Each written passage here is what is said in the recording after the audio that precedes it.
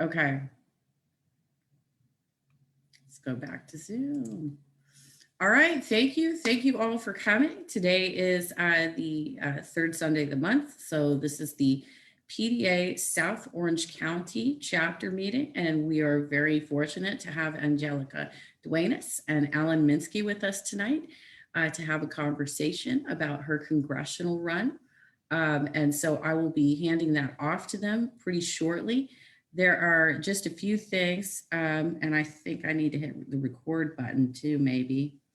There are just a few things that I like to cover in advance of the meeting. So I'm going to do a quick share screen just to go over some quick chapter business, and then we will. I'll turn it over. Okay, I think I've got this right. I think I got it right. Okay, so first of all, we are a chapter for Progressive Democrats of America. So I will be dropping these links into the chat for you. We do like to talk about change makes change. And so if there's any, if there's any way that you can donate any money to the organization of PDA, that's always helpful to us. We also ask that people become sustaining donors, which means donating a little bit of your change every month, whatever you can afford. I'm a sustaining donor. I donate $5 a month because that's what I can afford right now. So I will drop the link for that.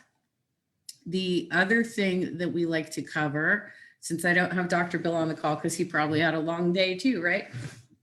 Is that the history of PDA is that the organization, Progressive Democrats of America, which has, and Alan, you can definitely jump in on this too, because you know much more about it than I do, has been formed in, let's see here if I can get this up. It formed in July of 2004 at the Roxbury, Massachusetts during the 2004 National Democratic Convention. And this was the supporters of Howard Dean and Dennis Kucinich, who had progressive ideals and opposed the war in Iran, and were not happy that John Kerry advanced as the candidate. So that's kind of my summary of it, but Alan can definitely expand upon that for me as well. Well, and happily if you want, but you're doing great, so keep going. Okay, you could definitely talk about that before you jump into the interview.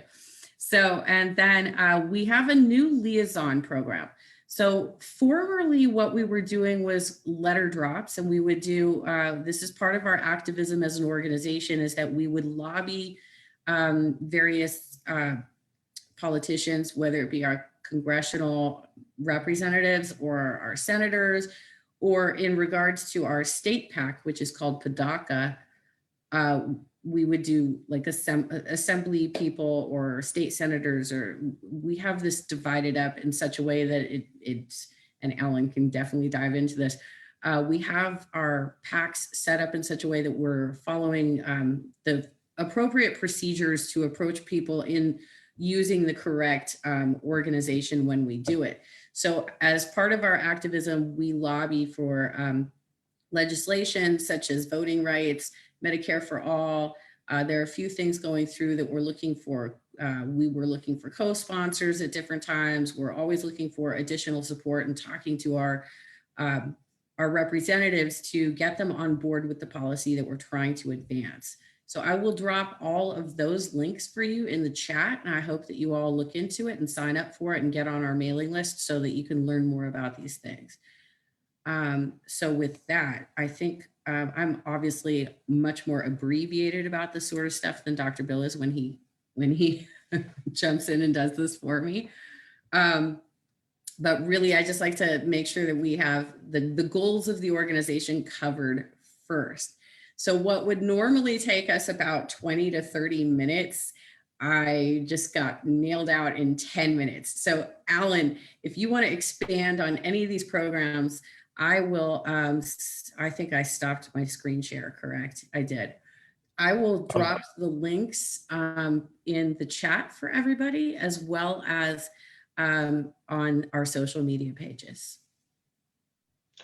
Yes, and Jen, if I can say a few things about PDA and its history and its present. And I apologize for not being on a screen right now. I'm needing to charge my phone and be on my phone because my computer's a little tired.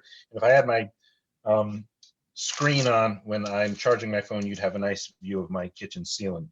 So PDA, of course, most famously, for those who don't know, was the organization that started the Run Bernie Run campaign about a year before any other organization.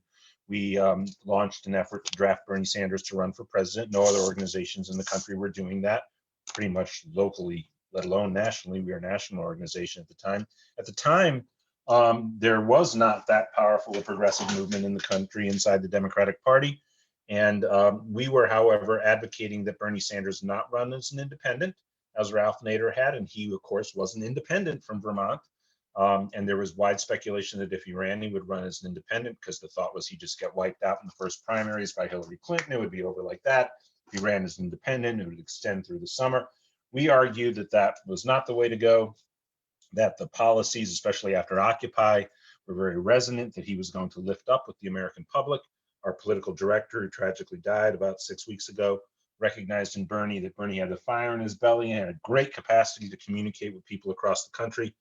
And he ran as a Democrat, and he acknowledges PDA's role in that, and it transformed American politics, which I think significantly brings us to our featured guest tonight, and Angelica Duinas, because if you look at the progressive movement in the wake of the Sanders campaign, and you look at the next generation of leadership, even though the Sanders campaign, for instance, struggled with the African-American vote, you have great African-American progressives who really point to the influence of the Sanders campaign, that drew them into the Democratic Party, gave them faith that their politics could find a home within the party, like Cori Bush, Jamal Bowman, also, of course, the other members of the squad, and of course, now hopefully out of Ohio 11th, Nina Turner.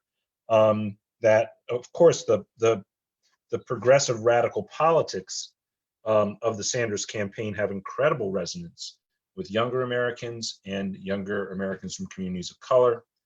And I think Angelica just did an amazing job in her campaign. And I hope I get the number right because it's been a long day. I think it's California 39 that she ran, challenging Tony Cardenas. Very moderate. 29. 29? 29, Yeah. is it? Yeah, Yes. Jimmy's 34. I am the 39th Assembly District, so that's what you were thinking. Yeah. Yeah, no, it's there's so many darn districts in Southern California. The numbers shoot up pretty quickly, of course.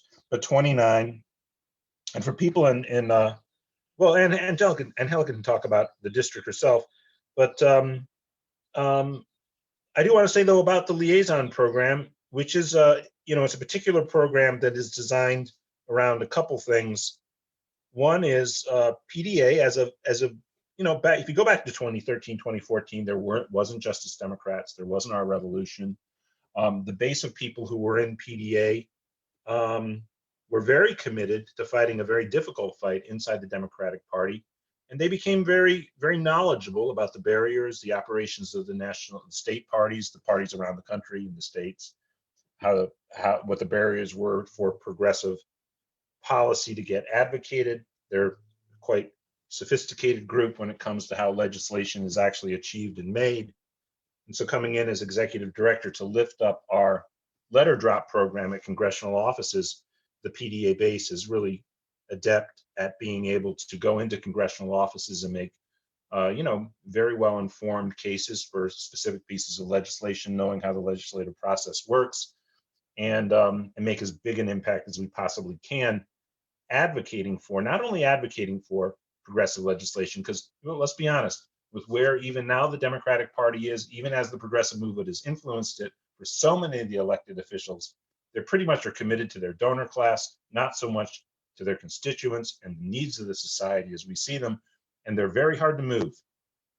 So the thing really achieves two effects. One is, yes, we go in, we learn the policies, we go in, we try to draw them into supporting progressive positions. And it also provides like a scorecard, and we see very clearly which of the candidates support. And this is very interesting too for Angelica's district, because on one of the signature, of course, progressive measures and high profile progressive measures that PDA supports and the progressive movement supports is single payer universal health care, something Tony Cardenas who was the congressperson that Angelica challenged and came close to defeating in 2020, was not supporting. I'd be interested in any reflections Angelica has, but it is speculative. We don't know what's inside Mr. Cardenas's head, but one can only imagine that a very, very strong challenge from a unwavering progressive challenger like Angelica maybe played on Mr. Cardenas's mind, his decision to come out and support Medicare for all. But when you get a scorecard like we're going to get on issue after issue, Green New Deal, economic welfare, social justice matters, where Cardenas is going to land on that scorecard. Okay, so he's come around on this one issue, but we know that if we had a true progressive champion like Angelica, we would have all those boxes checked, and we really have the needs of the community and the constituents responded to. And Angelica can take over from me in a second, but I do think that Angelica's congressional district actually took the crown off of my home district, one that we were very proud of in Congressional District 34. And then in 2016, Congressional District 34, which is Jimmy Gomez's district, was the district in Southern California that voted most heavily for Bernie Sanders. But it's my understanding that the 29th, this time, the victory by Sanders was even greater than it was in the 34th. And so you can see there from the base, in a well-funded progressive campaign, without an incumbent, obviously, it's open race for the nomination, the most progressive candidate won. And so Angelica is really playing in a congressional district where it's her politics that resonate truly with the people in the constituency. Tony Cardenas has the machine, has the money, and but Angelica Duinas has the momentum, and I think the political perspective that really is what the people in district want to see go forward. So I'll leave it at that, and welcome, Angelica. Thank you so much. Thank you, Alan. Thank you, Jenna, and just thank you everybody for being here tonight. It's been a long week, a long day, I think, for all of us.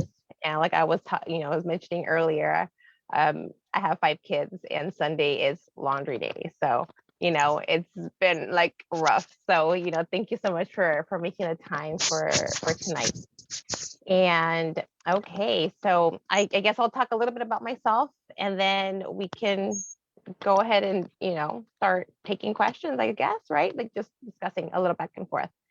So yes, my name is Angelica Duenas. I am running for Congress in California's 29th Congressional District, which is in the East San Fernando Valley, pretty much Silmar. We have like a sliver of Santa Clarita. It's I think like 20 households. So Santa Clarita all the way down to like North Hollywood, most of North Hollywood pretty much. Most of a good chunk of Salintahunga area over to Van Nuys, most of Van Nuys over to like the airport, and pretty much everything in between. North Hills, San Fernando, Arleta, Pacoima, Sun Valley, Valley Village. I'm sure I'm leaving a couple out there, but look at Panorama City. We have Valley College, Mission College. It's all in our district. That's where we're at. I am a working class mother of 5 awesome kids. I am a wife. I am a daughter, a caregiver. I, have been, I'm a lifetime resident of Sun Valley. In fact, I am still living in the same house that I came home to from the hospital. My parents used to rent the back house studio, and then they ended up buying the property from the family that lived here before. So I've been here all my life, and being here all my life, I've been able to see how the lack of opportunities has really affected my community.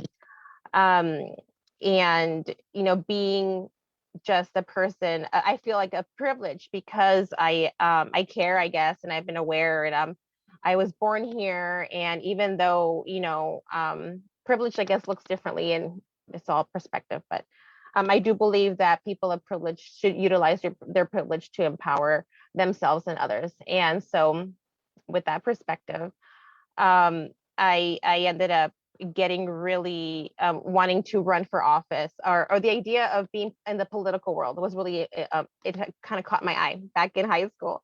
And I was a political science major, and I got a bachelor's degree in political science. However, like I started a family early, things deviated. I didn't do my internship. I figured like, that ship had sailed. But locally, I was involved in my neighborhood council. I was president of my neighborhood council, and I was content with that until 2016, when Mr. Bernie Sanders, oh, actually 2015, when Mr. Bernie Sanders announced his presidential race, and paying attention to how he ran his race, and just really like, I guess the more I was involved in the neighborhood council level, the more I was like, maybe I don't want to be in politics. But when Bernie ran his race, and how he was running it, the issues he was talking about, it gave me the hope that, a politician doesn't have to be this idea that I had seen all my life. That, we set the standard, and that politician doesn't have to be a dirty word. It's really what it should be. It's a civil service, a civil servant. And that's what I really saw in Bernie Sanders. And so in 2015, 2016, I was a volunteer, a super volunteer here in the community. I ended up actually being a delegate in 2016 and 2020, a PLEO delegate in 2016 because I was in the neighborhood council at the time, and in 2020 because I am an elected member of the Los Angeles County Democratic Party Central Committee. And so that's kind of like, more or less in that regard. The reason why I decided to run, or why I was pushed to run, was because of the type of representation that we have, and pretty much at all levels here in the Valley it's not great. And but Tony Cardenas in particular, he has been in power for a very long time, since I was like in junior high, so he was in assembly for 8 years, a city council for 10 years, and now in Congress pushing 10 years. And seeing his track record, and his he's just silent. Like we were not hearing from him. Nobody really, like, if you really kind of like talk to people about Tony, they don't know much, they can't really tell you something solid about him, period. Or they don't like him. It's one or the other. But his track record of not using his position of power, because he's the chair of the Hispanic caucus, he's the chair of the poll pack, he's got tremendous amount of power, but he's so obscure.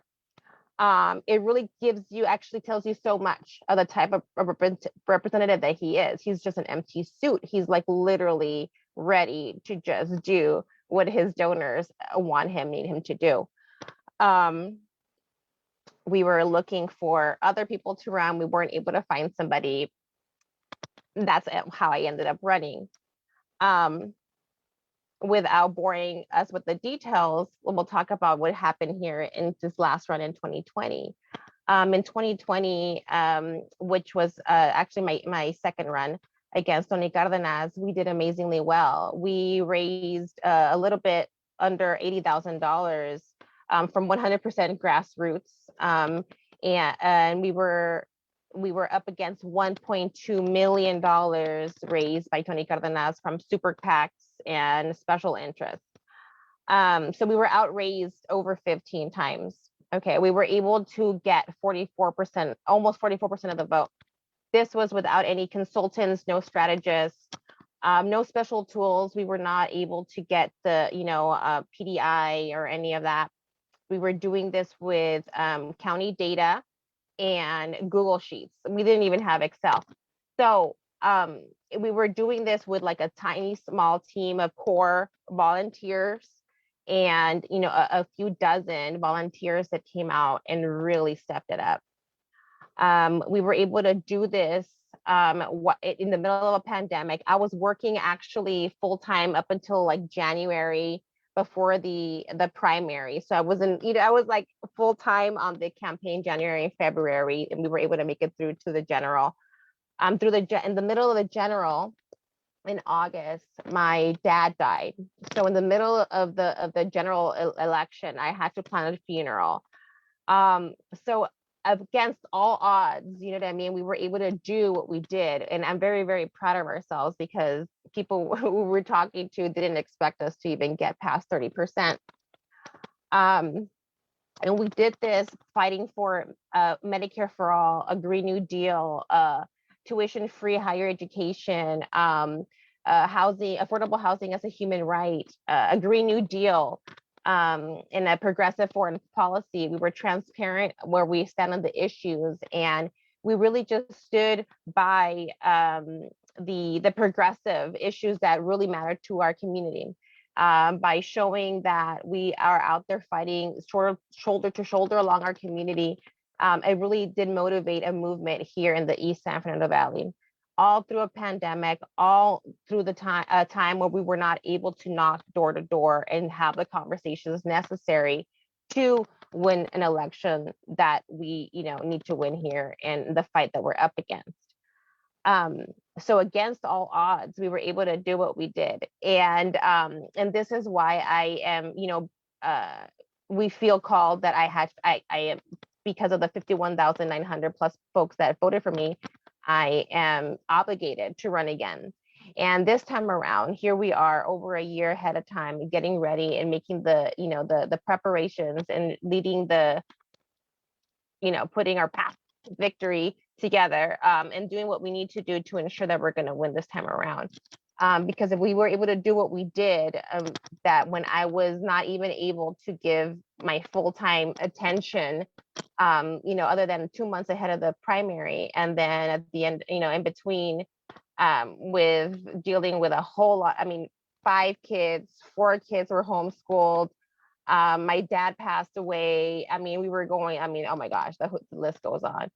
And we were able to do what we did. You know what I mean? I know for sure we're going to win this time around. And so I am ready to do what we need to do, which is raise the necessary funds, which, campaigns like ours doesn't need $1 million. We don't need $1 million, but we do need, a couple 100,000.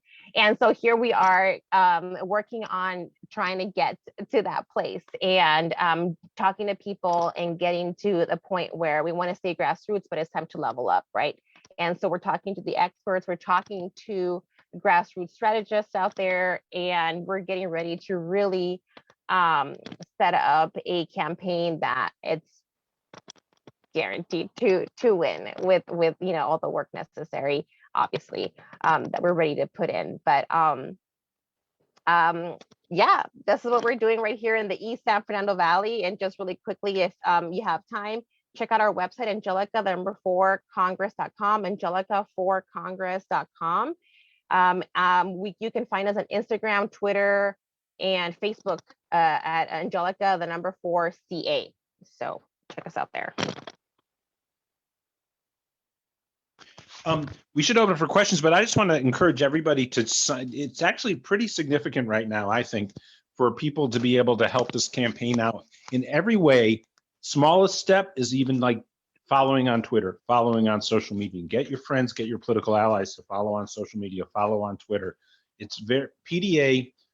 We were just so impressed with the campaign, how things worked out. And I do have to throw in that I felt that this campaign, even with the financial disparity, had there not been the pandemic, given the lack of performance and the lack of just not being in sync with the politics of the district, Angelica would have really, really had a great shot if there could have been door-to-door campaigning this time. I think so too. I know so. Yes, actually. I do too. I couldn't agree more. I'm not far, and I couldn't even go out and help out because I was not leaving the house at the time. So many, at least it was bad. It was so scary, and we had a really rough time. Like, we were talking to our volunteers, and what were they comfortable with? You know what I mean? And we had to make those calls, and we didn't push for door knocking and having conversations. We did door hangers. And if people were comfortable speaking and they felt safe and stuff like that, that was okay. But we definitely encourage for our volunteers to stay safe. And it worked out in the sense that we got a decent amount of people out, but we didn't make those connections that are necessary to win. But I'll have you know that like I would say 99% of the conversations that we did have were positive.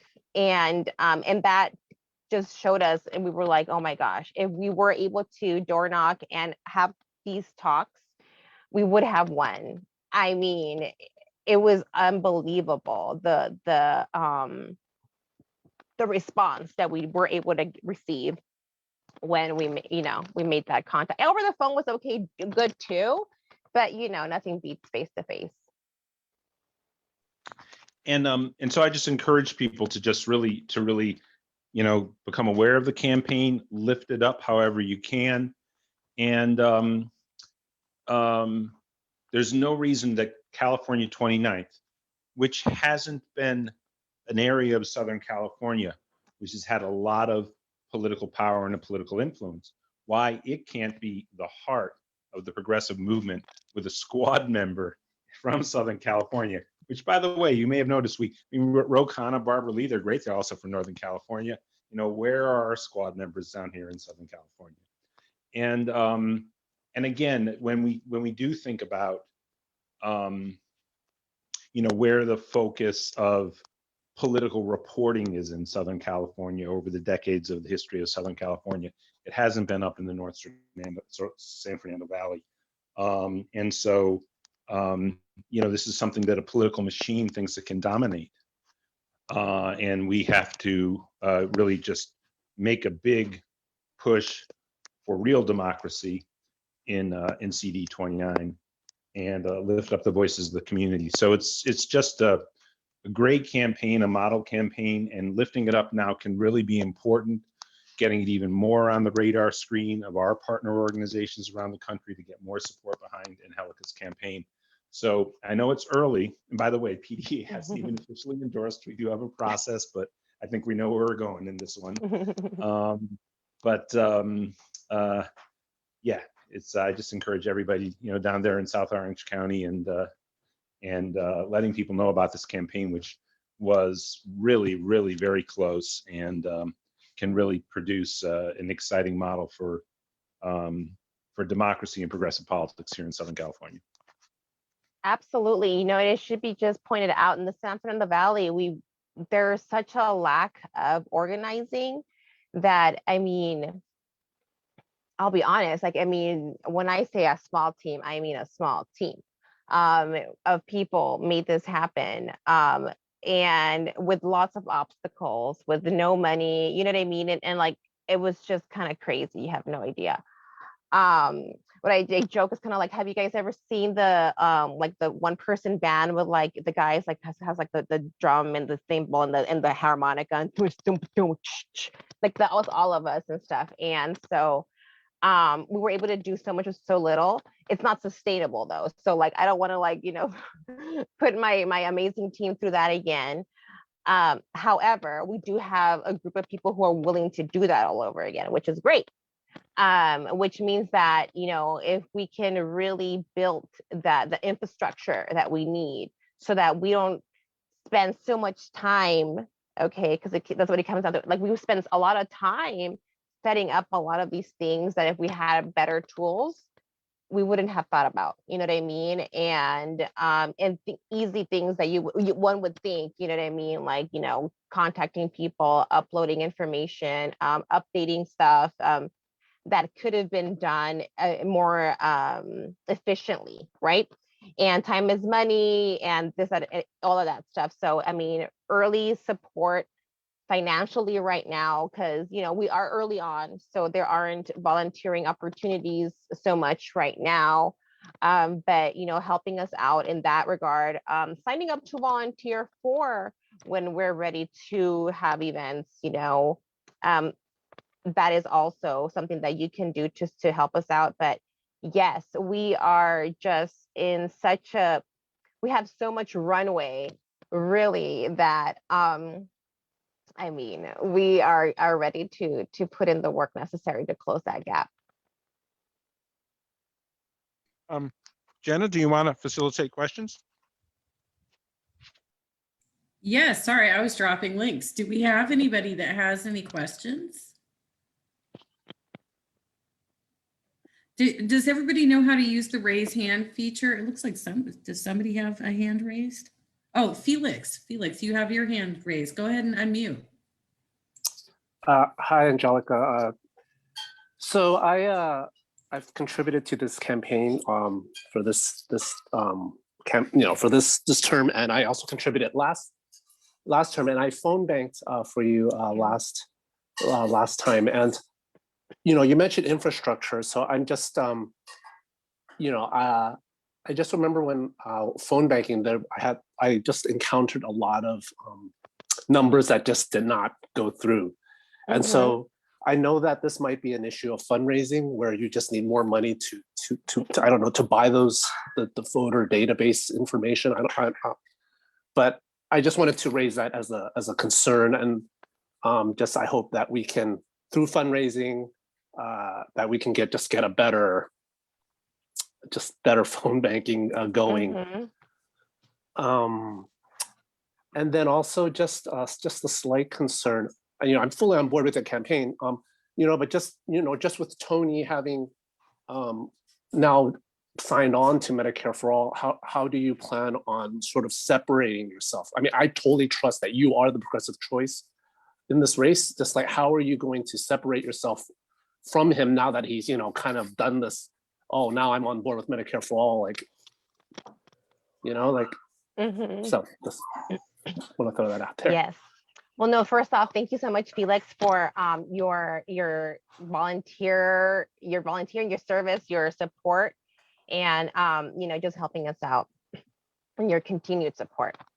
In regards to, yes, our phone banking system that we had last time around was like this it was a really free platform that we were using. And so, as you can imagine, there's that. And then we were utilizing, like I had mentioned before, county data. So it was not cleaned up data. It wasn't, backed up, PDA or PDI and VAN and all of these things, like these other platforms, like they really do the work, which is why they're so expensive, right? This is what you're paying for. You're really paying for the clean data. So that was the problem. And yes, and that's one of our priorities, is to raise enough money to have the infrastructure ready for when, we have a lot of people who want to volunteer, but we understand that it's really frustrating when you're sitting there for an hour and 50% of your calls were just bad numbers, right? Like that really sucks. So that's kind of where we were at. We want to make it a better experience this time around, more efficient and just better. So yes, definitely something that we're going to be focusing on. In regards to Tony and Medicare for All, a lot of other sitting Congress people have endorsed and signed on to Medicare for All. In previous Congress, what would they call it, versions of Medicare for All, it comes out with putting your money where your mouth is, and how much of an advocate you are for Medicare for All. Tony has been there for a very long time. We can very clearly, I feel show, what exactly changed his mind. It was that he got his ass handed to him, you know what I mean? And he didn't expect, what came his way. So I think Medicare for All being one of the safest policies amongst the people that across the United States of America, it was really one of the safest moves that he can really do in that regard. There's still a whole list of other policies, right, that we all care about, that he hasn't been advocating, or either he's not speaking on it, or he's been very, non-progressive on these issues. I think informing our community, being very clear, being transparent, being out there, I think that actions speak louder than words, and people are seeing, people see that, and you can come out and say something, but if you don't really mean it, it's very clear. It's so funny when he came out on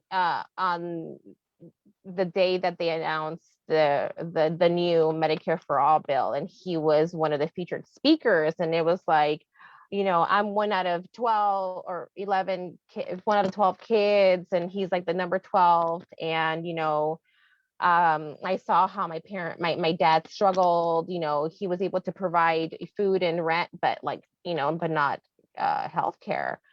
The hell, what did it take you so long, dude? Like, for reals, like, you were experiencing that, you literally lived that, and here you are. Like, what did it take you so long? That's like way worse, in my opinion. And then the other thing is, the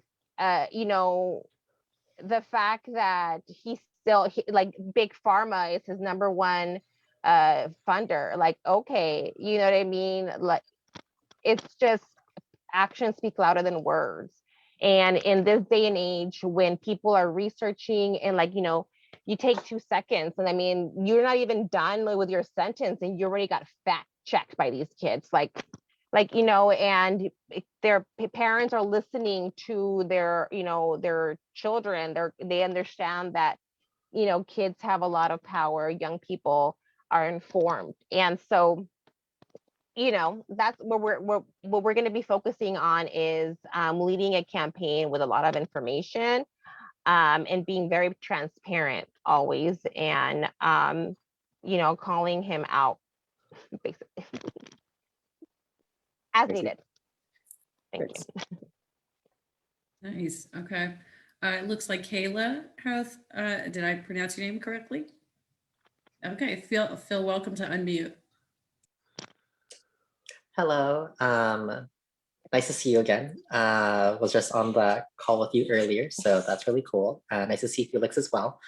My question is more around like some of the coalitions and alliances. I know very well how much environmental justice activism you do and how important it is to you and your district. So I was just wondering how much of an ally would a group like Stand LA, California Environmental Justice Alliance, Climate Just, there was another one, I forget the name of it, and other environmental justice based groups be in your district in helping to build up that brand of like environmental justice bona fides and how important it is and everything like that. Mm-hmm. Well, yes, it's so nice to see you again. It's always nice to see, it really goes to show how small the activist world is, right? So, no, yeah, so it might appear a certain way, but we don't really know a lot of groups and stuff, and we're not that political. We're a campaign, right? But I don't want to say we don't know what we're doing, but we're not familiar with a lot of groups, like, believe it or not, like, as we're going through, we're like, oh my God, you've been here for how long? You know what I mean? And stuff like that. So a lot of these groups that you were actually mentioning, some sounded familiar, some didn't. And so this is kind of where we're at. We really need your help to get us out there. What we really were hearing from people were like, oh my gosh, like, I didn't know you were running. I just voted for president and like for the rent control thing and kept it moving or whatever. Like, people were just, there, it's a lack of information. And that's really where we failed, or I don't want to say failed, but we could have done so much better if we had the resources. We did so good with the resources that we had. So environmentalism are here in our community, like, it's starting to become more of a big issue. It's a really big issue. We have poor air quality. We have among the poorest in California. We're at the level of southern Los Angeles. If you're familiar with the area, there's like all these crazy refineries and all this stuff going on, and you can visually see like where it's coming from. With us, you can't so much see it, but like, we literally have 5 freeways. We're enclosed by freeways. We have a power generating plant on the other side of like the valley, which is like more on the west side. We had the Aliso Canyon leak, you know what I mean? So we have all this stuff happening. But the difference between the Aliso Canyon folks and here is over there, it's like, it's a little bit more affluent. It's a little bit more educated area. It's like people, it's a little bit easier to organize amongst those folks that have like the privilege, one could say, of being able to understand the importance of standing up and making your voice heard, etc.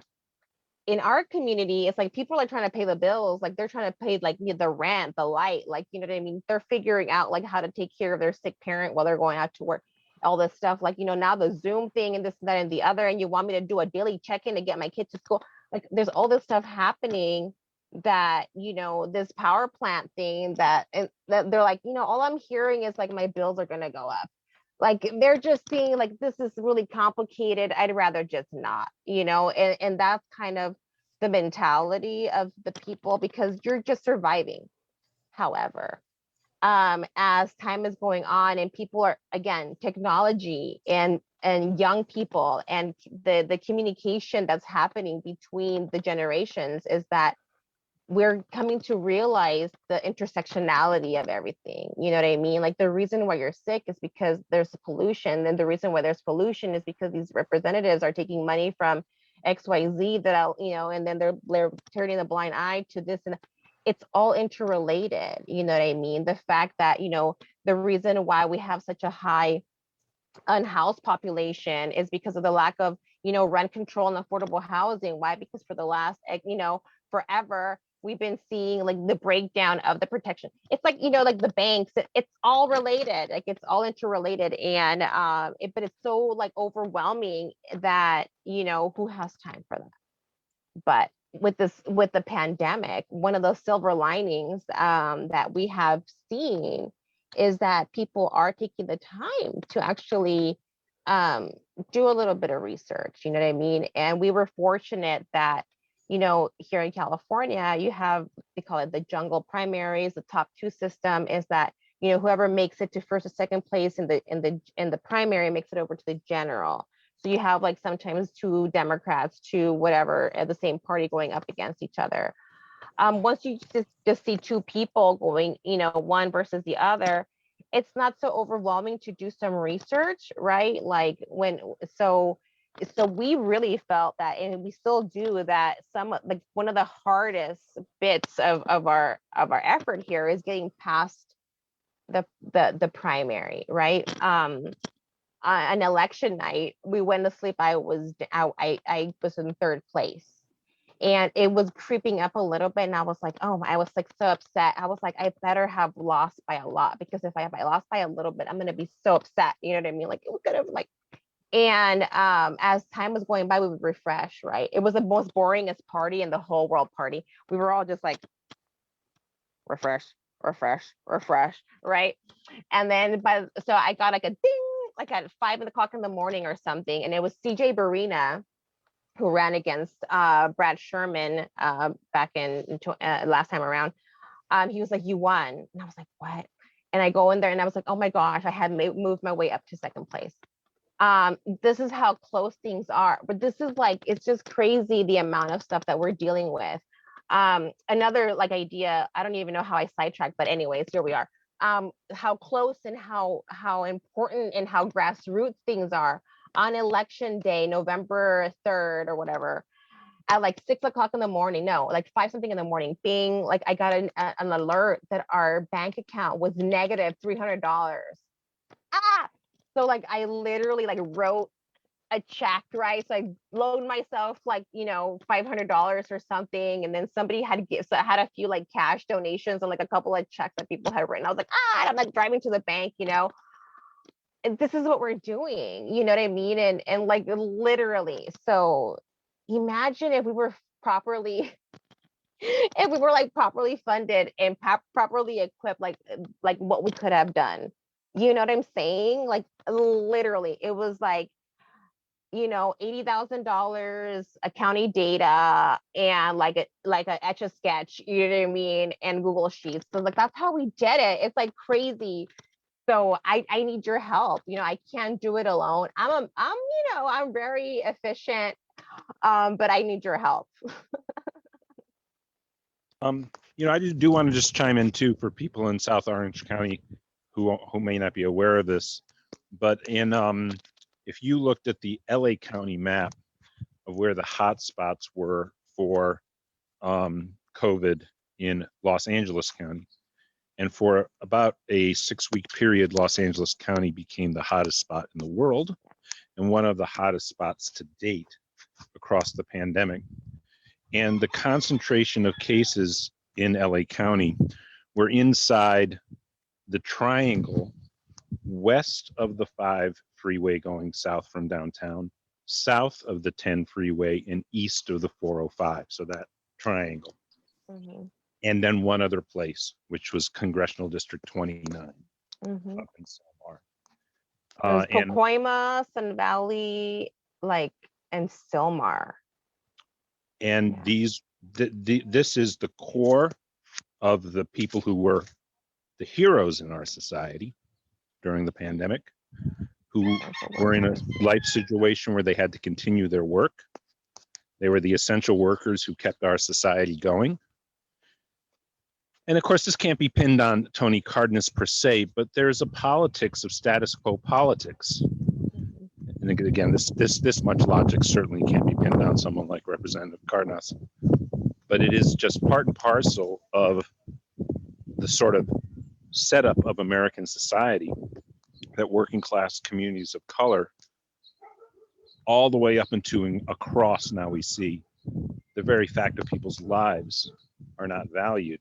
And Mhm. so do we want a status quo politics or do we want a transformational politics? Mhm. And I think that's something to consider in terms of this race.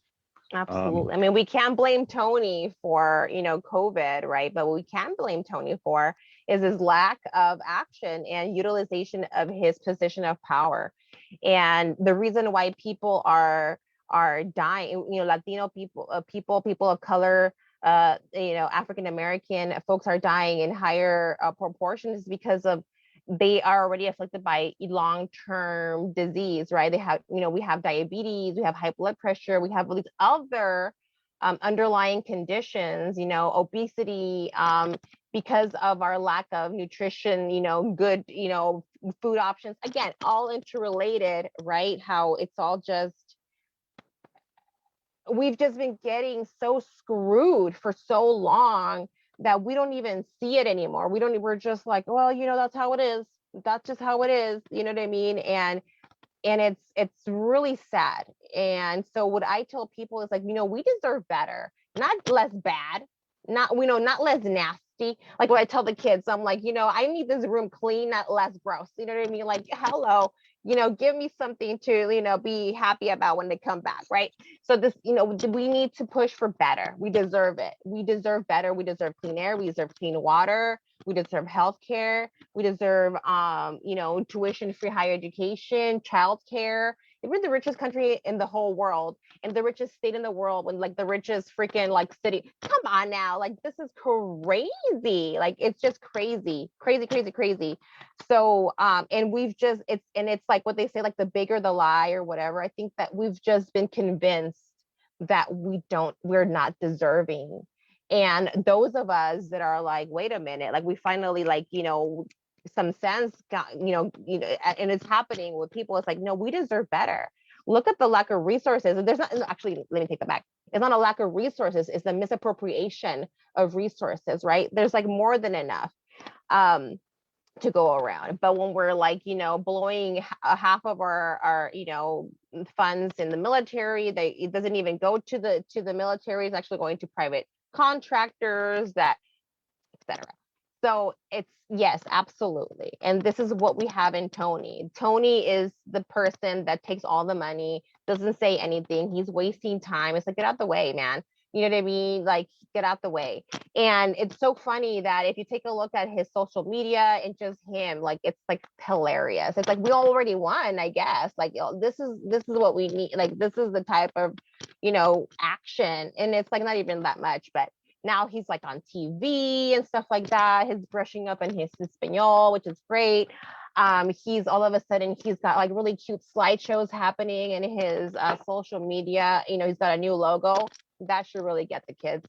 You know what I mean? So he's really, trying to get it going over here. But again, people see it. People aren't dumb, and actions speak louder than words. And a slideshow on diversity versus, and leadership, that we need diversity and leadership versus going out there and demanding it for the people, with the people. You know what I mean? It's a whole different thing, and people see it. And so, that's what we're doing. We're showing our community that we deserve better, that we can have better representation, and that we have an option here in the East San Fernando Valley. We're so lucky. Awesome. We have another question, another hand raised, and I'm going to apologize if I am butchering your name. Is this pronounced Lamk? Did I say that correctly? You can. Oh no, it's okay. It's a little tricky to say. It's a tribute to my alma mater, which is like more specifically my experience at my old college, which is Los Angeles Mission College. I actually pronounce it as Lamsey, so it's okay, because the first time that I joined one of Angelica's meetings, like, she had trouble. She didn't know how to say, like, it's fine. I don't expect anybody to know how to say it. It's more of like, it's sort of like an inside joke for me, but. Anyway, I just wanted to get to what I wanted to say. So my name is Mario. The handle you see there is pronounced Lampsey Mario. Yeah, I don't expect you to memorize it. It's okay. But I just wanted to add that I was one of Angelica's most ardent supporters during her 2020 campaign. And like, she was, and to her point earlier when she talked about, well, we had a bunch of people who were like, oh, we didn't really know about your campaign. We didn't know you were running, and they're just like, oh, well, I voted for Tony, or I voted for the woman who was on the ballot. And so that was kind of my introduction to Angelica, because I was one of the people who just sort of like dragged my feet at the last minute, just be like, okay, who should I actually be voting for in the upcoming election? So DSA's list recommended her, and so I followed her. I voted for her. I donated to her, and then I found out, oh no, she made it to the primary. That's incredible. So now I decided, like, you know what, I got to throw my full weight behind her. So I became a monthly contributor. I was doing a bunch of the door drops on her campaign, sharing her posts, doing everything that I could to help her. And it was a really great experience, because prior to that, the only time I actually went out to go canvass with somebody was actually when in California's 25th, when Cenk Uygur was running against what's her name, Christy Smith, I think it was. But I had only been to one canvass for him, because he's way incredibly far from me. I was only able to go to the Porter Ranch location, and unfortunately he didn't win, but it was really good to say, like, I wanted to put my weight behind the candidates who I feel are worthy of my support, like the progressive, unapologetically populist people. And so now that she's announcing her bid again to go for the 2022 run, I want to do everything that I can to help her. So I started to become, again, a monthly donor of a much higher amount, going to be sharing her posts. And then when we're ready to go out to do the volunteer campaigns, I'll be there to help her as best as I can. And hopefully this is going to be one more push that helps her get over the finish line, and we can have somebody who can actually represent us in Congress. And she was telling us that if she was able to make it into office, she would be able to turn and build it into like a community source, so that people could go, and if they needed help with like getting connected, to say, like, who do I go to for help me with paying my rent, or who can I go to help me find out who's doing lunch pickups, or where is it safe to go back to school, or which libraries are available to go back to that are starting to open up, and they have like limited resources, like they lend out Wi-Fi to some people, some computers. I think they go for about 6 months at a time. And then one thing I did want to finish with, when she was talking about, like, having to refresh her phone and say, like, how do we do in the general? What was it like? I do remember her and one other person, Maria Estrada, who was running in the race against Speaker Anthony Rendon, who was one of our biggest obstacles to getting a statewide Medicare for all in our California. They were having an issue with, I think it was the 1% tally, where Angelica was going back every day for a while. I don't remember exactly how often you were going back, but you were just kept asking them, like, what's going on? Why is the tally being held up? And they were basically like, Nifon Hudas. But then eventually they certified the results, right? And Angelica she came close. She was 43% of the vote, and it was a lot more votes got than the money that we had spent. I just thought, that was incredible. And I myself, I was incredibly humbled and proud to be a part of that campaign. And not just with Angelica, but I had helped a bunch of progressives across the country. There were people running in House and people running for Senate. Very few of the people who I had supported were able to win their respective races. But, on top of helping Angelica, because she's my neighbor and she's somebody who I cherish with every fiber of my being, is somebody I want to help most ardently. But also I do want to try to throw my weight behind other candidates. She was in a summit with Mariam Williamson, who was highlighting other people who were running in other House races and a few Senate races. And I did also want to bring to attention that next year, since we now have Alex Padilla, who was filling Kamala Harris's vacancy after she became VP, he'll be up for an election. I'm assuming that he's going to be running again for 2022, just because that's a seat that's too good to pass up. I've seen maybe one Facebook advertisement that said oh, this is the kid who thought he wasn't going to be the senator one day, but here I am. And I'm like, well, yeah, the problem was you weren't elected to that. You were appointed to that spot. And a bunch of us were trying to say we were calling on Gavin Newsom to say we wanted somebody like Barbara Lee or Katie Porter or Rokana, or hell, I'd even take Allison Hartson, who ran against Dianne Feinstein back in 2018. But he was our then Secretary of State, and he could have given us an answer or just been going to say you shouldn't be giving these people you shouldn't be giving these people issues because they're in the races. Why is Politico getting inside knowledge about Angelica's race ahead of Angelica, who was the person who was running in that race? The same with Maria Estrada. And those are the two that I know off the top of my head. I don't know, this could have been happening for anywhere else as far as I know, but those are the two that I had been following, and those are the only two that come to mind. But for all I know, they could have been happening somewhere else. So maybe if somebody like Allison Hardin or some other progressive who's like a true Bernie crack who ran against Alex Padilla in 2022 could maybe join forces with Angelica Dueñas, they can maybe endorse each other. They find each other progressive enough, because we do want to do a lot of that coalition building. During our run, we had a few Republicans who were like, I don't agree with any of your policies, but we think you're definitely better than Tony. And, I could have been like, oh, you're a Republican, we don't want your vote. No, we'll take any votes that we can get. We even have one guy who was all like, oh, she's pretty, I'll definitely vote for her. And I'm like, it's questionable, but we'll still take that vote. I was brainstorming with some of our other volunteers, just talking about some of our other ideas, just saying, oh, well, what can we do to do better next time? We could review what we did well, what we could do better, what we do differently. But yeah, that's just going to be my last note. I just wanted to say, Angelica Mija, so proud of this race. And, I'm very hopeful that I can be one more force that can help you get finished over the line. So that I'll end with that. Thank you, Mario. Thank you. I appreciate your help and support so much. Yeah, Mario is my neighbor, and he has put in so much of his time, his effort. Without a car, he has made it out to so many events, and this is really, Mario's one of those examples that we have of our team and the people who are getting behind our campaign. It's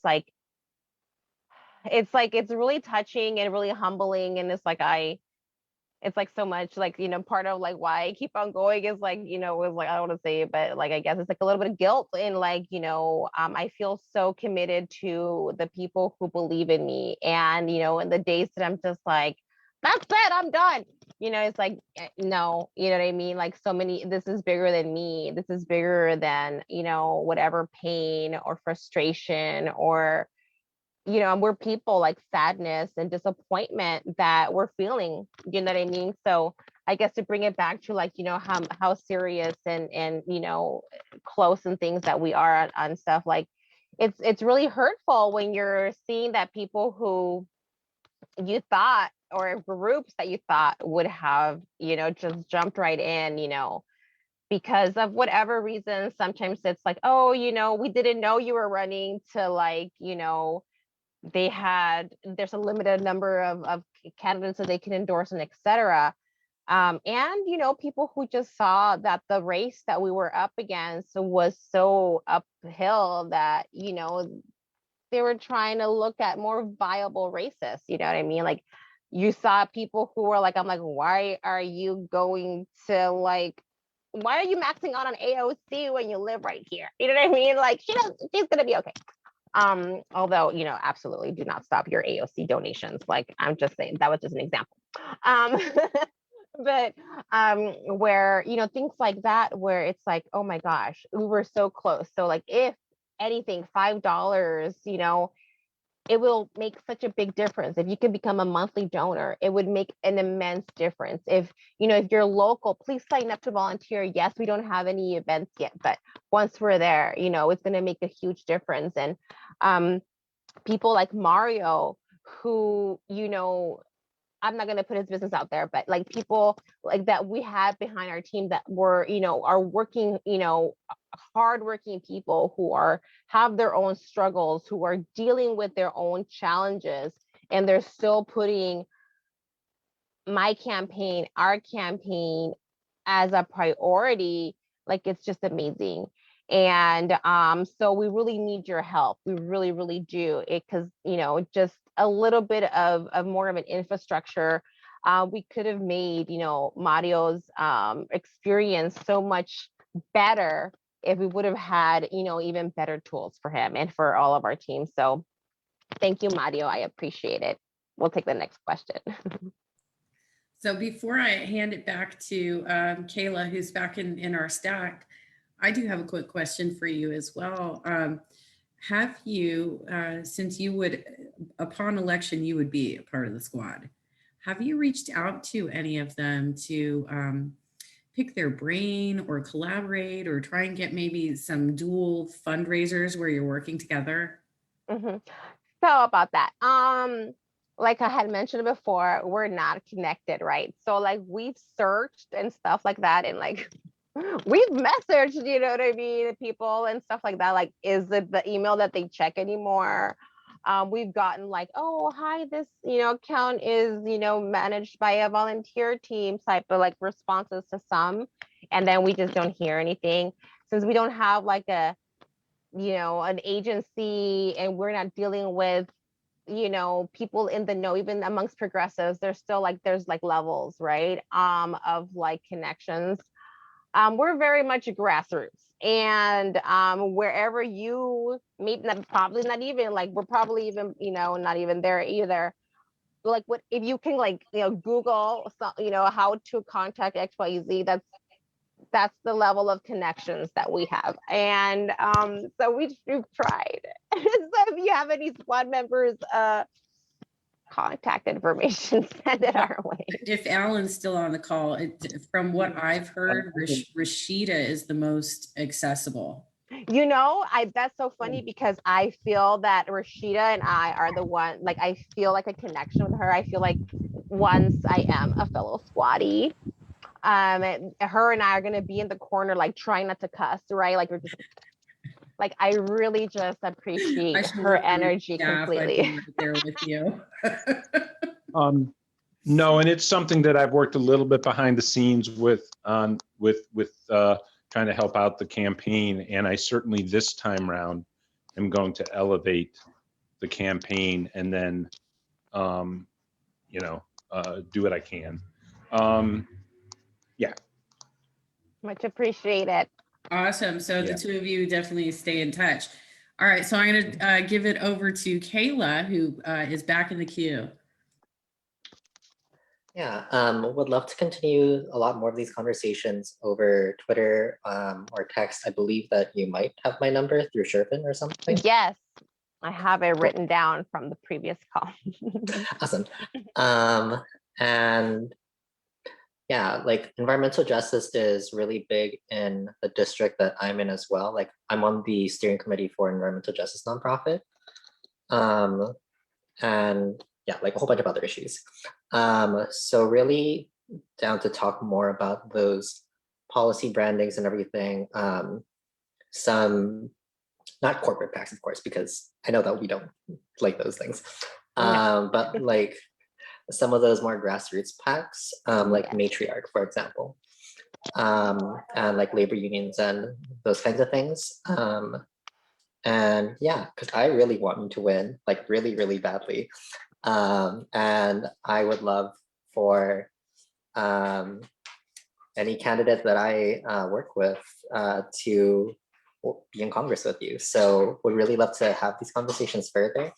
And I completely agree with Rashida, especially because like she and Cori Bush, I believe, are the ones that focus on environmental justice the most out of the squad, and natural fit, everything.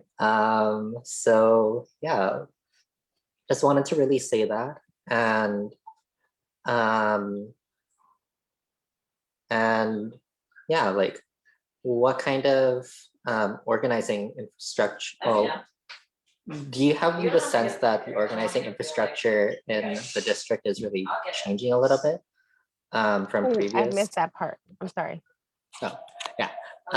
Do you get the sense that the organizing infrastructure, because I know that most of the country is progressive, most of the country, especially working class districts like yours and the one that I live in, really could benefit from a lot of these policies. But do you know if the on the ground organizing with the groups and all that kind of stuff are really starting to change, and like that just start to be like a little bit more like culture shift in the district?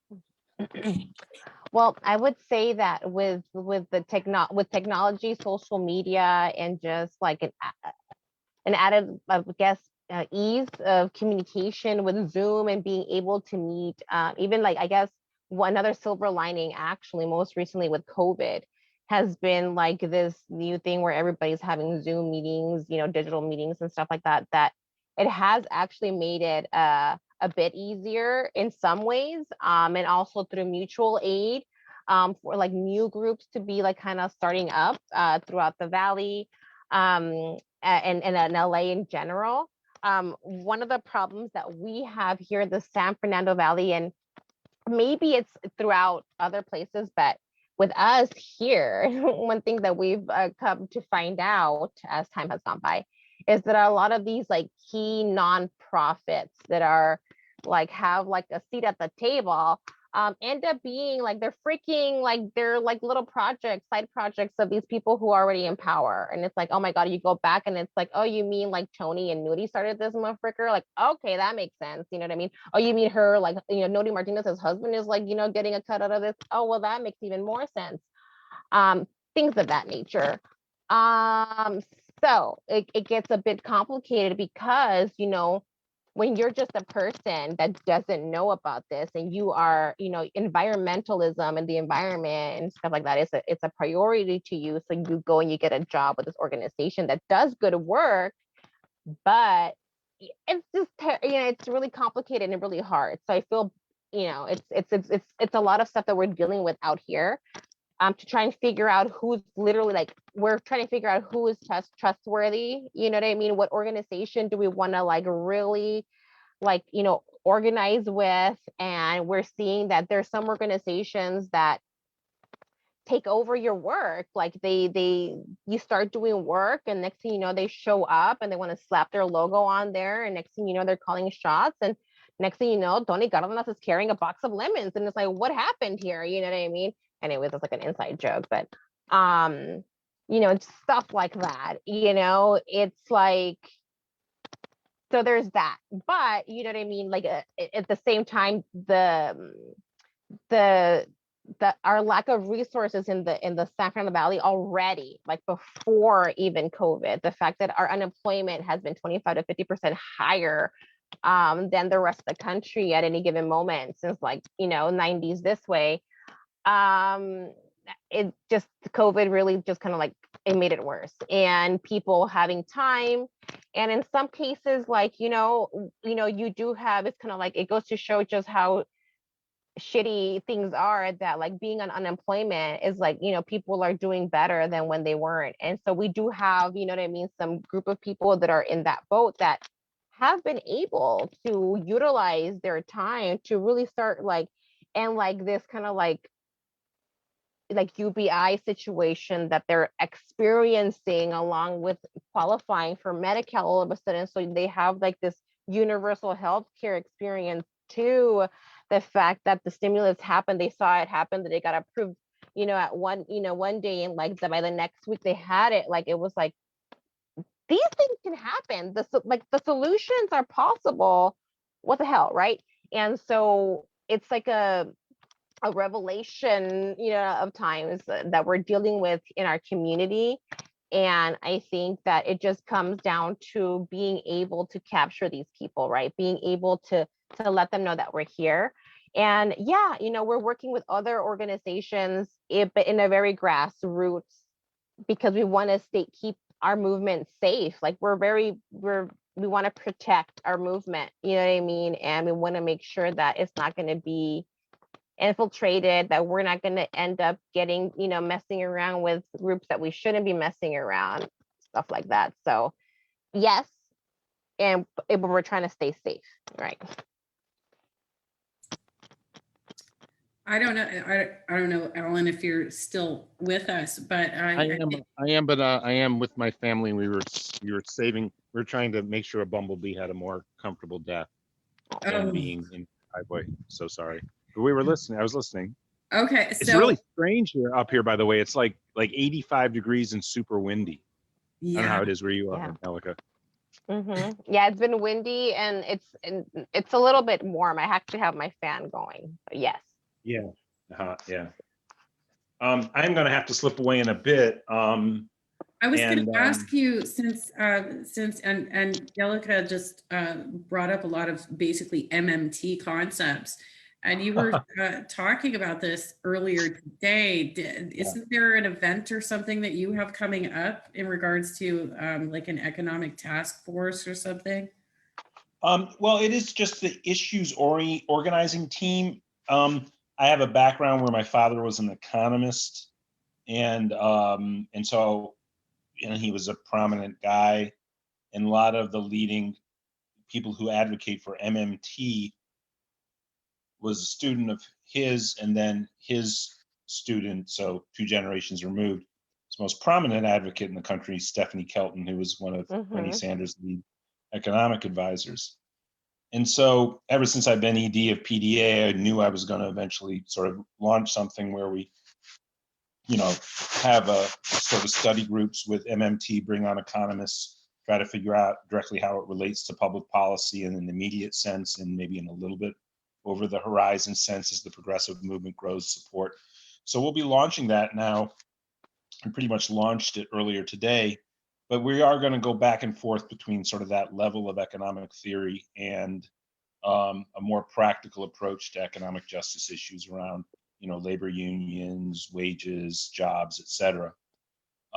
So yeah, that's launching. It's the PDA, we call them IOTs, Issues Organizing Team. It's going to be the Economic Justice Issues Organizing Team. So look out for that. But also, yeah, again, I do look forward to being in touch, Angelica, as the campaign revs up.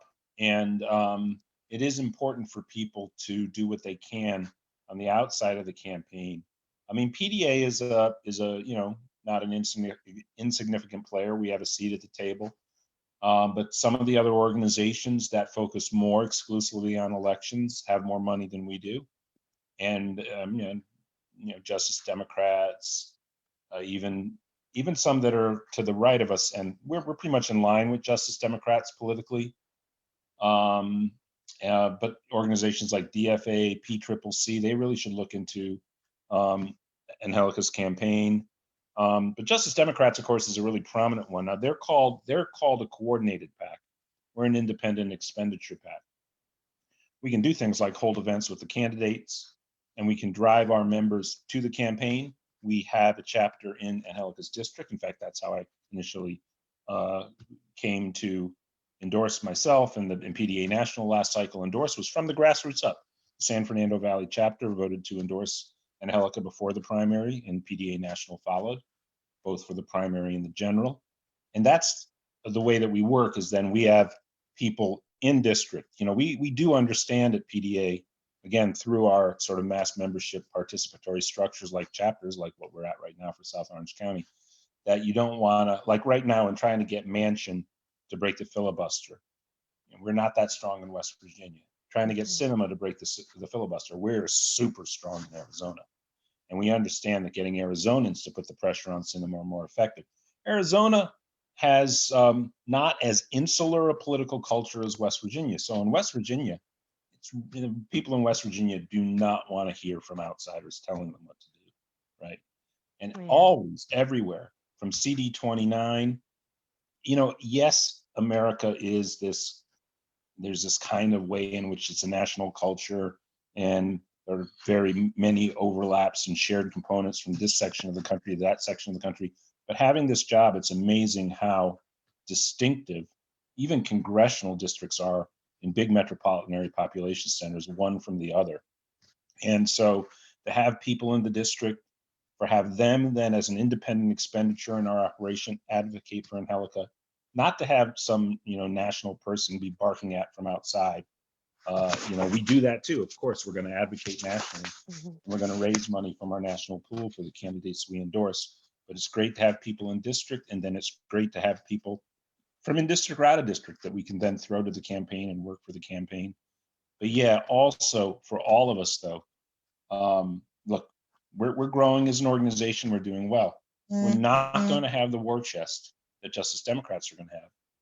So they select only a very small handful of candidates, and I'm not want anybody to tell them what to do. I know a bunch of them. They're very committed, progressive activists, but I really do believe they should be endorsing Angelica in the next election cycle. And again, if you do get in a situation where you're trying to outreach and signal to them, just do it very respectfully. This here, I'm not talking to Angelica, of course. She knows all about this. I'm talking to the people on the call. I do really encourage them to the other people on the call to, think about ways in which, you can maybe message and maybe build support and start petitioning an organization like Justice Democrats to get behind. Yeah, Angelica. their endorsement form is not too bad this time around. I think they simplified it. So if you guys, have the urge, to endorse our campaign, to push Justice Democrats to endorse our campaign, and you could definitely nominate our campaign, and it would be much appreciated. Yeah, and any of the other progressive organizations, our Revolution, obviously grassroots membership, base organization partners officially with PDA, but they are an independent organization. The rank and file in the national office will make up their decision, so try to influence them. That'll be a big thing. I can't remember what DSA and Sunrise, what their relationship to your campaign was. But obviously they're DSA LA, they had a limited amount of endorsements. Unfortunately, we weren't able to get a slot like here locally, but we did get on their voter guide. But like their official endorsement, they have like a certain process. We're hoping to get it this time around. And Sunrise, we were able to get Sunrise LA endorsement. That's and great. Ground Game LA as well. Yeah, and then with those guys too, from them, if they can push, Sunrise is important. It's a national organization, obviously a little bit. It's getting to be a broader organization. It's of course understand to be focused on climate emergency, environmental justice matters. But at the national level, they are pretty tied to JD. So that again, if you're a Sunrise rank and file person, getting the national to endorse, getting JD to endorse, that happens, man. It is going to be. I don't think Angelica wins. I think she wins by a healthy margin, but we're going to win anyway. Well, yes, so. That's another thing to point out. We were able to do this without Bernie's endorsement, without AOC, without Nina, without Corey, without anybody big. Marianne Williamson, she actually, she came in about a month and a half before the election, and thanks to her, actually, she brought in like a healthy amount of donations thanks to her endorsement. We were able to do this without Our Revolution National, without, Sunrise National, without Brand New Congress, without Justice Democrats. I mean, my goodness, without $1 million, there was people who had all of that and still, maybe they broke 40%. Like, oh my God, like, honestly, right. Like, I think they're going to be like, no, like, to toot my own horn, but like toot. I think there's going to be like political science classes, like talking about what we did. Like, it's like, I mean, what we did, I'm telling you, it was like, $70,000, county data, a sack of potatoes, Google Sheets, you know what I mean? And like 5 of us, you know what I mean? It just just amazing. So that just means that with the proper, tools. I mean, it's like, to quote, Yeah, and also for our president, come on, man, you know what I mean? Like, it's in the bag. it's also a political earthquake. It's a squad member in Southern California, right? And it is something that hasn't happened. This kind of turnover in, sorry, that's daughter and wife having fun in the background there. Either having fun or yelling at each other. I can't tell which. Such is life. Yeah, political earthquake, squad member in Southern California. Oh yes, absolutely. with I that agree. Yeah, absolutely. I mean, I'll hang on for a bit. I'm getting more distracted by family, who's sort of, as you can imagine, with the leadership conference. I'm been a little out of the family loop, and they're sort of tugging at my shirt a little bit here. Right. Well, and you both have been going for about an hour, a little over an hour at this point. So I don't see any hands raised at this point. So for those of you in the audience, speak now or forever hold your peace. Or you can email me. Yeah, right. Go ahead and drop your email in the chat. And Yes. what we'll do at this point then is let you just have some closing comments. And then if anybody on the call has announcements about various actions or events that you have coming up, we'll conclude that way. Yes. Let me just get the email up there. I'll let Angelica close, so I'll just close by saying, again, I think I just sort of ended where I started around, there's no squad member. Let's see, I suppose west of the Mississippi, Cori Bush is just west of the Mississippi, right? She's in St. Louis, that's on the Mississippi. So we got a whole region of the country here. I suppose Ilhan Momer is also the Mississippi, runs through Minneapolis. So we got two squad members on the Mississippi, nobody really west of it. And it's time we stepped it up here and matched up with the politics of this district that voted overwhelmingly for Bernie Sanders to have a champion that reflects the politics. And again, it will be a very significant thing for all of Southern California to have and Angelica to beat Tony Cardenas in the upcoming election. So yeah, onward. Thank you so much, Alan. Yeah, without taking up not too much more of our time here, I just want to say thank you so much for everybody for coming out here. Everybody who's watching this over later on, thank you so much for taking the time to hear us out. My name is Angelica Duenas. I'm running for Congress in the East San Fernando Valley. I am a working class person. I am a mom. I have 5 amazing kids. I have an amazing husband, super supportive mom. We have, an amazing team of volunteers, and we're here really to fight for what is right. And we are ready to push for, Medicare for all, tuition-free education from pre-K all the way up through university, universal childcare, universal elder care, programs, job programs, a Green New Deal, like a bold Green New Deal that's really going to be an all-inclusive, and for the most part, addressing every major, infrastructure issue that we're dealing with today, along with lack of healthcare.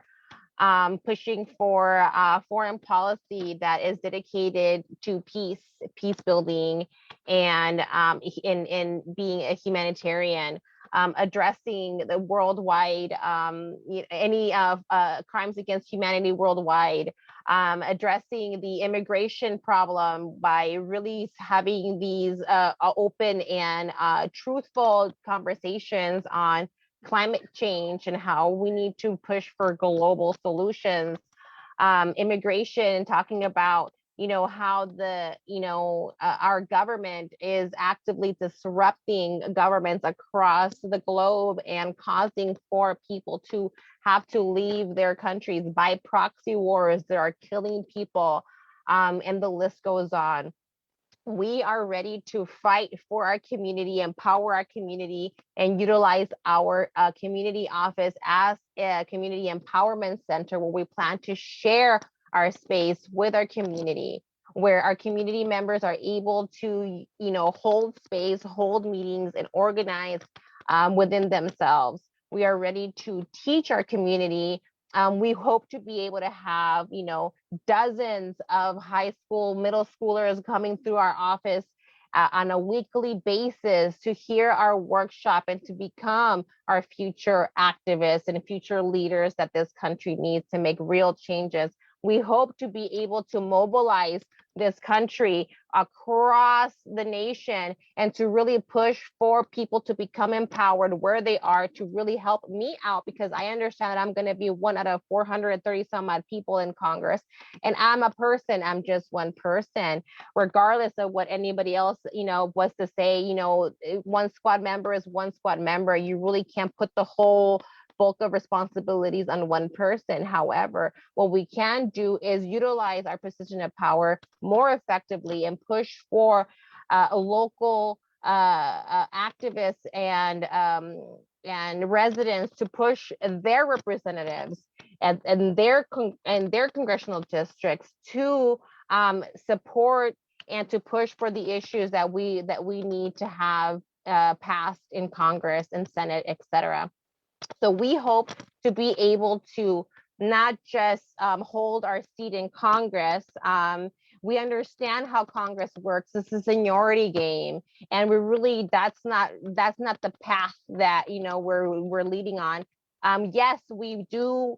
We are going to be working very, very hard in Congress, and we're going to be fighting for progressive legislation. And yes, we're going to be putting in the work. However, where we understand is where the power is with the people.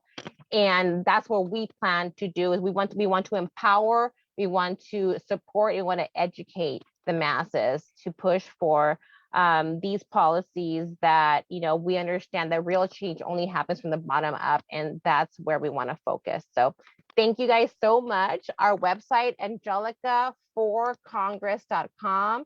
Angelica, ANGELICA, the number 4, congress.com. You can find me on Twitter, Instagram, and Facebook. You can search for Angelica, the number 4 CA, and that'll pop us up. If you can donate, please do. If you are local, most especially, you want to sign up to volunteer, go onto our website. The sign up button is there. Even if you're not local, we will be having hopefully a more effective dialer this time around. Sign up to volunteer. And just thank you so much. Thank you for coming out here on a Sunday, giving me your time. I appreciate it. And the fight continues. Thank you so much, Angelica and Alan. I know Alan probably is going to drop off at any minute now because he's had an incredibly long Well, day. I noticed that Mark Zamoski and Mario have their hands up.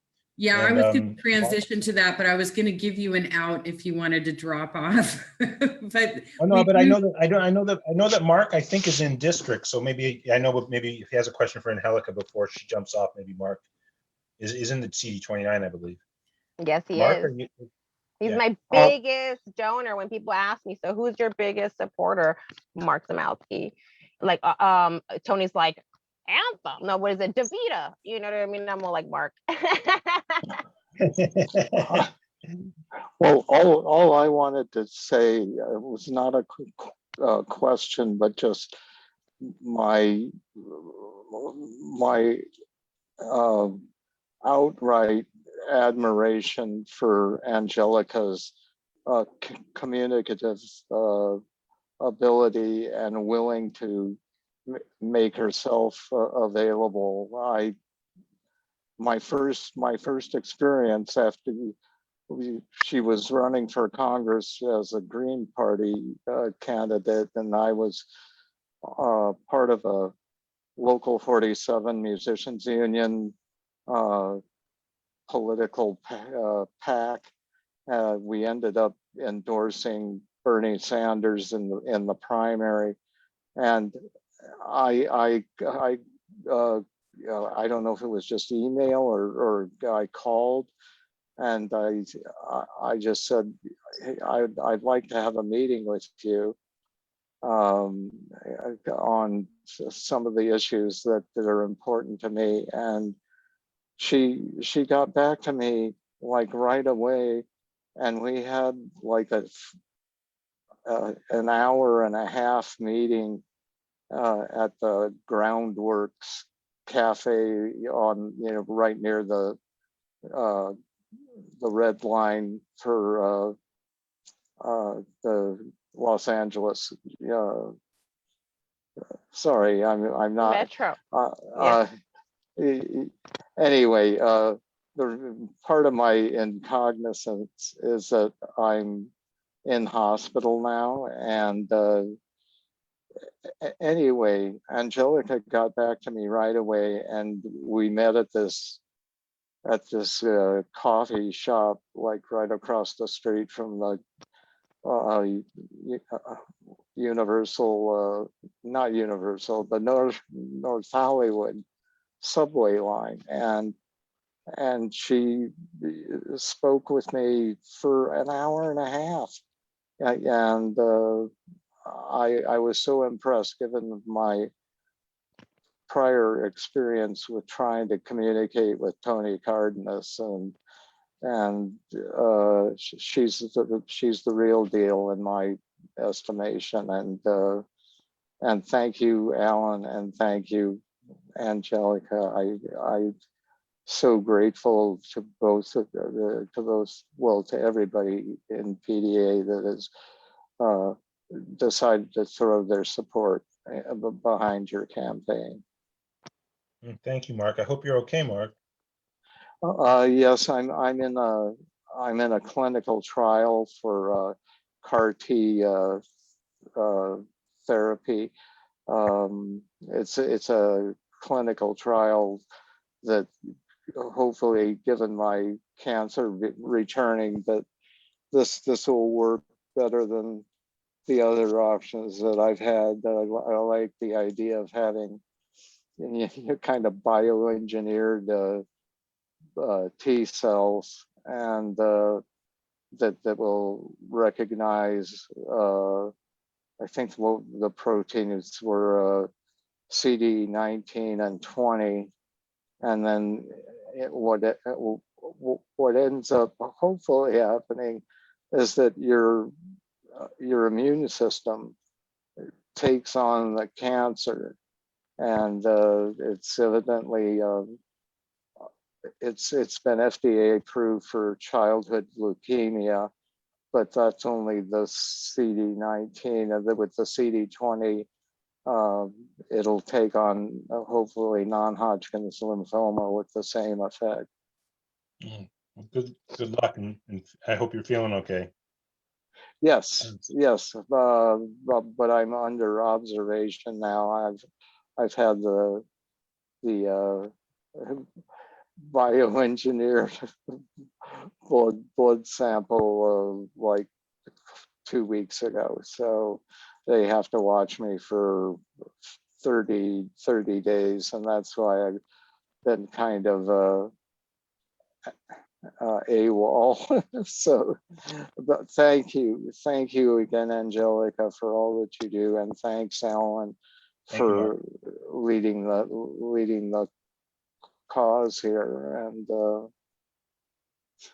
anyway, I just wanted to get that out there. I think Angelica is the real deal here, and is the best choice for CD 29 rep. Thanks, Mark, so much, and do feel better. Thank you. I'm trying. Thank you, Mark, so much. You guys have no idea how important Mark is to me and has been to this campaign. Thank you, Mark. You're the real deal. Oh, thanks. Thank you, Angelica. Oh, Angelica, I mean, clearly you impact the people of your district. The people of your district really love you. You have an amazing response from your volunteer base. And I can see how that would choke you up a bit because that's that's pretty rad. So there are 2 more hands raised if you have time, if you have time. Yeah, let's do this. Okay. So Mario, if you don't mind, let's let Igor go first because he hasn't asked a question yet, and then we'll let you go last, okay? Yeah, that's fine. Go ahead. Okay. Oh, I am so sorry. I did not mean to have my hand raised. But thank you so much. I love what I've heard, and sounds like you really are the real deal. And I'm a big fan here in the Bay Area of everything you're doing. Thank you. And just so people know, Igor, can you tell us what your positions are with the Sierra Club and the party? Sure. And hi, everyone. I am currently on the CDP Environmental Caucus Board, and I'm running for chair on the Green New Deal slate. I will try to drop a link with information about us. And I'm an e-board member and co-chair of the Resolutions Committee. Thank you for joining us, Igor. Okay, Mario, close this out. Yes, my pleasure. So I was actually just wanted to put it in my closing thoughts. So when we were talking about a coalition building and who else we can get to support us, and Angelica, last year I did fill out the Justice Democrats application to nominate you, along with trying to get help with other groups like Brand New Congress and the Matriarch PAC. And I do want to do that again for your next run in 2022. And, you know, doing everything that I can. So if any of you are in the district and you see somebody who has a bike with a sign for Angelica, that's most likely me and my bike. And because I remember when Angelica's husband was asking her, like, but is his bike okay though? And I'm like, yes, she's fine. She still has a sign. We have her. She has her hood He had an already. accident. Yeah, he had a little bit of an incident, and we were like, my husband's like, is his bike okay? Because he knows how important his bike is to Mario. Yeah, but rest assured, we're all okay. And you know, I will be filling out the applications again for you for Justice Democrats, Brand New Congress, Matriarch PAC, whoever we can get on board. And then, you know, as I am also helping other candidates across the country, I want to see if maybe I can push any of them to endorse you. You can endorse them back, and we can get that whole movement building up. So whatever we can do to get you, to push you over the top, I want to be part of that movement. And so it's not going to be just electing Herntoppers. We're going to be electing our community to actually represent us, because who's going to represent us better than us, the people? Okay. And so I believe that the leader of that fight is going to be our champion, Angelica. And so I just want to finish with saying, like, you know, I'm so proud of everything that you've done, everything that you've helped me to do. I've been more engaged out there to be involved with the people. And just wanted to say, like, I'll be there with you, fine tooth nail. And as one of your most ardent allies, I will do everything in my power to help you repeal and replace his ass and get you in office. I know you will. Thank you, Mario. You're so welcome. Wonderful. Thank you. Thank you so much. Okay. So there's a couple of other people, big names on my call here tonight that have been very quiet all night. We also have Nurse Judy on the call, and we also have Jonathan Adler on the call. Do either of you want to weigh in?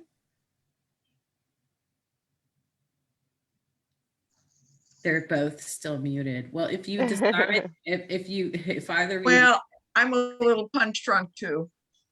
I'm just thinking. Nurse Judy, can you give a little background on yourself as well? Well, I've been with PDA since probably 2005. When Judy Hess was in, so I became Nurse Judy because it's easier to differentiate, because there's usually 50 million Judys. So I've been on the outer circle. You know, this kind of conference thing reminds me that I've been a friend of the Friends of Tim. And It is an important way because it has always been about issues before people. It is not about power for power's sake. It's about doing the right thing, being the right thing. So you fit in our world very well, Angelica. Mhm. Um, Thank you. and now that I'm an expat from Orange County into Riverside County, I'm thinking of all the people out here that are in little groups like that are working for stuff. And we have to start connecting everybody together, because even though you're in LA County and you've got LA Media Market, they ignore you. I'm in Hemet in Riverside County and I have an LA feed. Palm Springs is on the other side of the hill. I don't get that. I mean, we're so segregated in the thing, and our papers are so bad. It's just, yeah, there's so much. And it's on purpose, you know. Of course, It's on of purpose. course. And that's what we're gonna change it with purpose. We're gonna make it right. Great, wonderful, thank you. Jonathan, did you want to unmute and say anything, or are you just kind of listening in the background right now? Well, if he's not going to unmute, let me again. Okay, I got it. There he is. Jonathan, can you tell the audience who you are and what it is that you do? Yeah. So Jonathan Adler is my name. I'm from Laguna Woods. I'm a retired recovering lawyer. I'm a policy wonk and a legislative nerd. I'm the legislative action chair for the Laguna Woods Democratic Club, and for an equally large and equally left, used to be larger and lefter, but the Dem Club is caught up, club, Central Democratic Party of Orange County DPOC Central Committee and Executive Committee, Legislative and Resolutions Committee. Takes a lot of my time. I'm a Supreme Court nerd, or wonk, as the case may be. Very much caught up in the most important issues that the court has decided, but now it is really all about unpacking the court. I'm writing an article due tomorrow evening. I think I can share it with you, Jenna, if you want to post it on Undercovered. Supporting unpacking the Supreme Court, which is Would love to. Which is very closely related to the issue of the filibuster. And our previous action in both clubs really was to stand for ending the filibuster one way or another. If we don't do it, nothing will really happen, and the Democrats will just not be reelected. We'll lose control of the Senate and the House in 2022 unless we can score some really important legislative victories that really advance the ball. And the only way to do that is either by ending or seriously reforming the filibuster. For example, the stand and talk, Jimmy Stewart, Mr. Smith goes to Washington model, flipping the burden of producing votes to those who are, opposing cloture, and some other tinkering with it that might get Manchin and Sinema to join and allow Harris to break a tie. So that's it in short on the filibuster. And the other issue that I'm really focused on writing about, talking about, speaking on is the insurrection, the seditious conspiracy, the coup d'etat attempt, protecting democracy, and doing the things that are needed to prosecute those and to have a fact-finding and really do what we can to put the big lie to rest. All right, so that's it in a not a nutshell, but like a coconut shell. Thank you. Over. And I yield back. Thank you, Jonathan. Does anybody, we are coming up on the top of the hour here. Does anybody else have announcements before we conclude? Seeing no hands. Again, I want to thank both of my speakers, Angelica and Alan. You've been wonderful. It was a great evening. Thank you for your time. Thank you for your efforts and your energy and your dedication to changing the world. Thank you. And Thank you. thank you. And so next month, the third Sunday falls on May 16th. That also happens to be my sister-in-law's birthday, so I'm gonna have to check the schedule on that one. But more than likely, that will be the night that we're meeting. We normally meet at 4. We pushed it to 6 today to accommodate the PDA Leadership Weekend. We had a big leadership conference, which is why I kept referring to Alan probably being exhausted at this point. Normally we meet at 4. So just keep an eye on our Facebook page. I also, in sharing the live stream to this, I dropped all of your links, Angelica, on our Facebook page. They're also in the chat. But if you did not save them from the chat, you can find them on our Facebook page. And just thank you all for joining us this evening. And if you all want to unmute and say good night, good luck, whatever to Angelica, let's do it. May the force be with you. Thank you. Supportive. Thank you so much. I appreciate it. Thank you. Thank you. Everybody have a wonderful rest of your evening. And thank you for all the work that you've done. I completely appreciate the efforts and the work that, our, elders and the people who have been doing the work before we even were even thinking about all this stuff, and, the important, work that you put ahead of time. So I appreciate it. I appreciate you, and have a good night. Thank you. All right. Thank you. Take care. Good night, everybody. Good night.